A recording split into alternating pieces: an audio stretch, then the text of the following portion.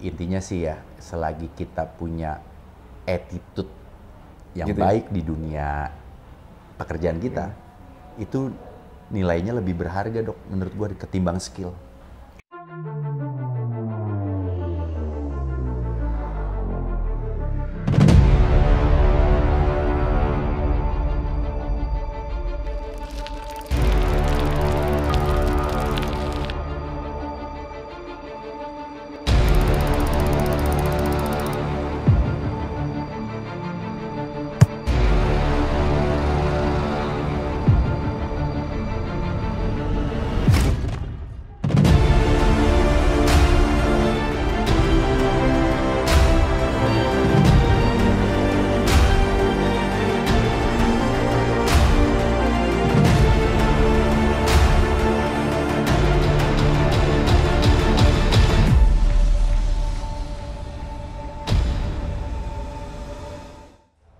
Nah, sekarang lu kegiatannya apa?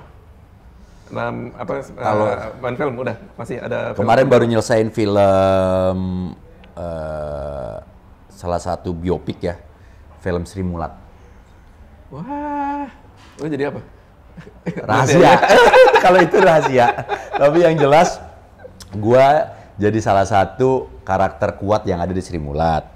Tapi guanya kuat atau enggak meraninnya gua nggak tahu, nanti gua balikin ke penontonnya aja. Kenapa Tapi lu mau nerima itu? Apa lu memang sama Sri Mulat itu lu Legend. kayak legend banget kan? Legend, dokter aja pasti tahu. Anak-anak zaman sekarang juga pasti masih tahu nih, Iya, yang muda-muda. Lawakan lu Sri Mulat banget, Iya, Sri Mulat banget. iya. Gitu. Jadi selain legendnya, memang core-nya komedi Indonesia salah satunya dari Sri Mulat. Itu udah lama banget sih. Jadi menarik aja. Nggak ada alasan gua untuk nolak sih untuk main film itu. Baru selesaiin kemarin. Katanya tayang ini libur Lebaran bakalan tayang.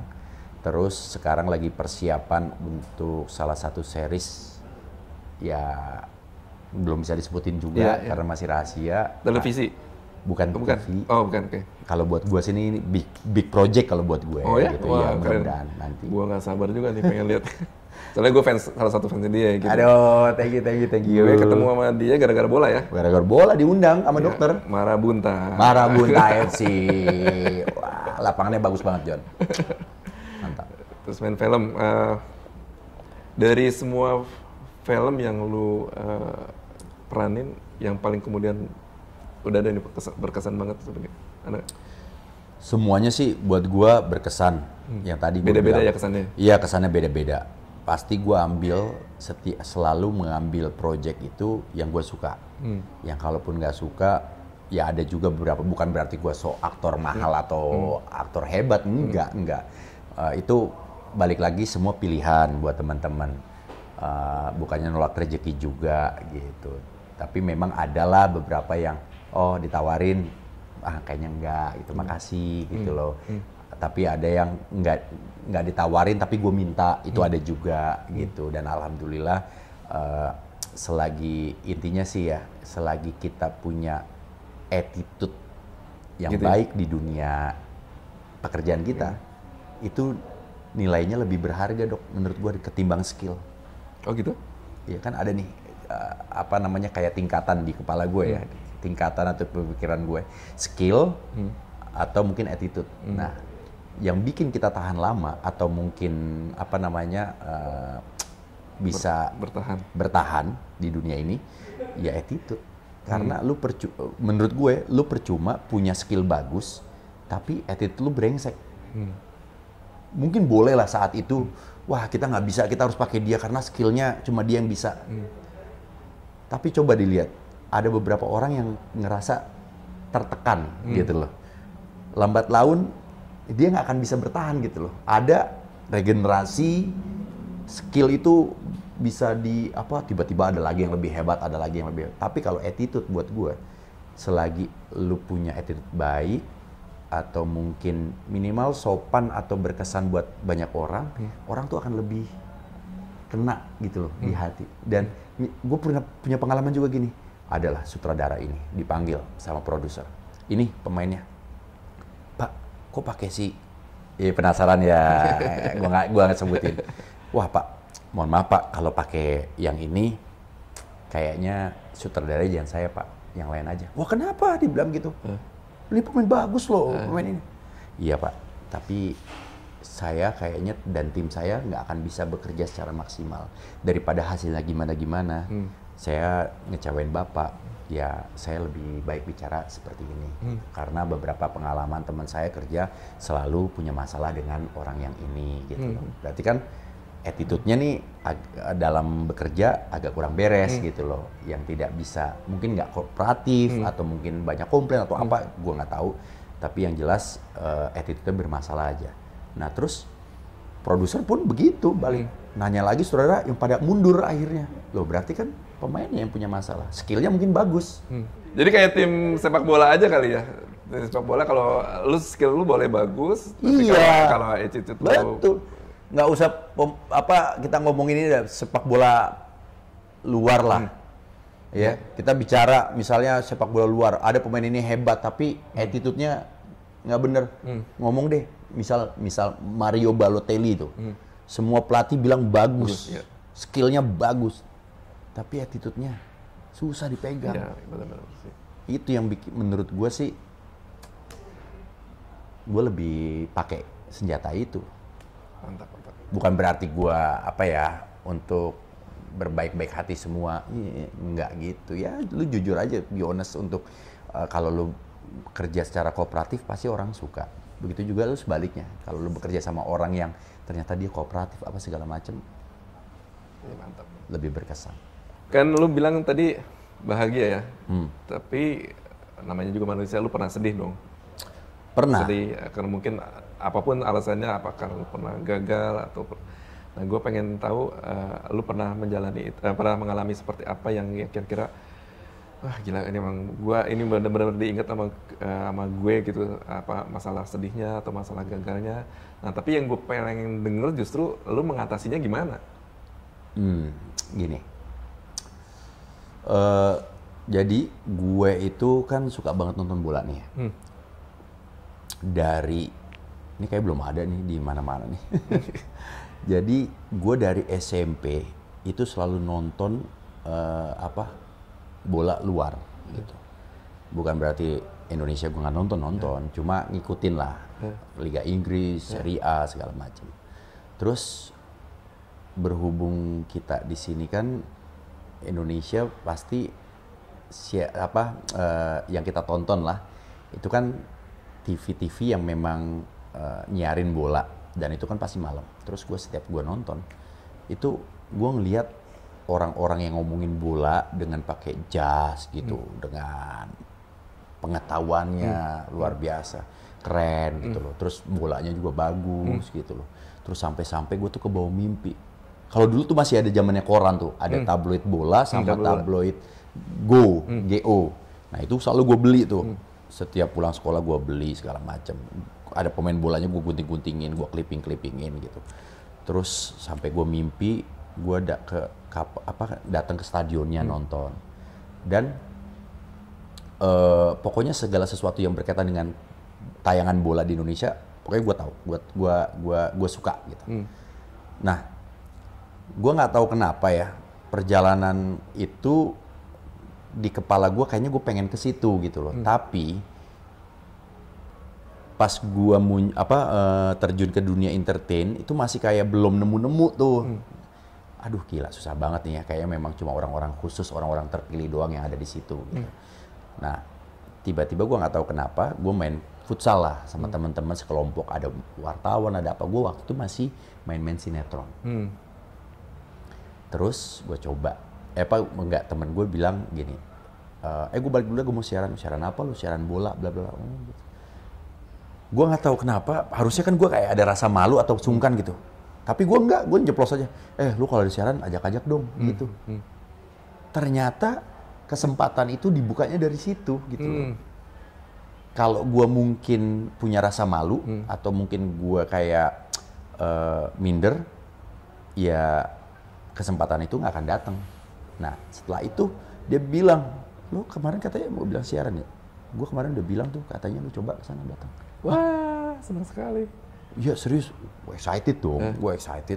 Tiba-tiba Datang gue dengan pede, ditanya, bawa apa? Bawa apa maksudnya? Iya mau siaran, datanya apa? Wah disitulah gue ngerasa, aduh, jadi butuh persiapan. Nggak hanya ada yang di kepala ya? Yang ada di kepala dan di Jadi muka. Jadi gini, ya itu ya gue ngerasa, wih kan gue pemain sinetron, gue ngerasa ya pasti oke lah di depan kamera gitu. Ternyata itu nggak dinilai untuk sebuah pekerjaan kayak gitu. Terkadang memang ada beberapa pekerjaan yang memang diandalkan casingnya, tapi ada juga beberapa kerjaan yang memang diandalkan isi dari casingnya. Ya, gitu ya, benar. Apa yang lu punya di kepala lu gitu loh, nggak cuma melulu soal tampang. Dan ternyata pekerjaan yang gue lakukan itu panjang banget umurnya. Gitu ya? Iya, so far udah berapa tahun nggak? Ya, alhamdulillah ya kalau orang mungkin nyari kerjaan, casting sana sini, ya untuk siaran bola sih persaingannya itu nggak terlalu gimana ya, karena kan emang bukan terpilih spesifik khusus gitu loh untuk orang bisa ngomongin bola, lu punya pengetahuan tentang olahraga segala macem, lu menyebarkan informasi gitu, jatuhnya kan itu news news anchor bisa masuk dalam cabang pembawa acara berita gitu loh, tapi bedanya ini olahraga gitu.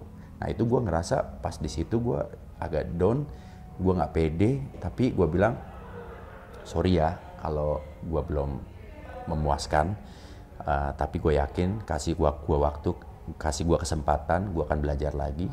Besoknya gue perbaiki, setiap datang gue selalu cari bahan dan segala macam. Udah, alhamdulillah. Setelah itu gue mendapatkan 2 kali sebagai presenter olahraga terbaik di Indonesia. Versi itu Panasonic World. Iya. Keren. Padahal dulu gue ngelihat itu waktu gue kecil, wah gila keren banget ya mereka ini. Ya nggak cuma sekedar ganteng keren, tapi berbobot gitu loh. Ada isinya. Ada isinya. Nah itu yang gue pelajari. Selagi kita punya isi, lu jangan pernah takut kalah. Gitu ya? Iya. Dan jangan pernah takut lu akan tersisi atau gimana. Pokoknya kualitas itu, apalagi kualitas dari dalam ya, itu bisa bikin umur lu lebih panjang. Dapat pelajaran nih kita tuh. Pertama, Ibnu menciptakan kesempatan. Jadi kesempatan nggak ditunggu ya? Lu berani nawarkan gue jadi presenter. Iya kan? Padahal gue asal ngoceh aja awalnya kan. Udah bodo amat gitu kan. Terus yang kedua, lu berusaha, ada usahanya supaya menggunakan kesempatan itu dengan sebaik-baiknya. Terus setelah mendapatkan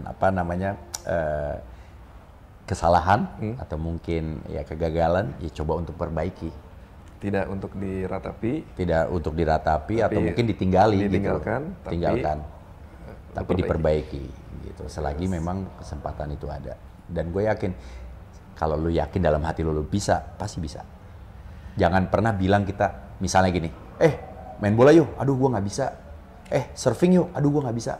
Bukan nggak bisa, belum bisa. Suatu saat pasti akan bisa. Asal mau.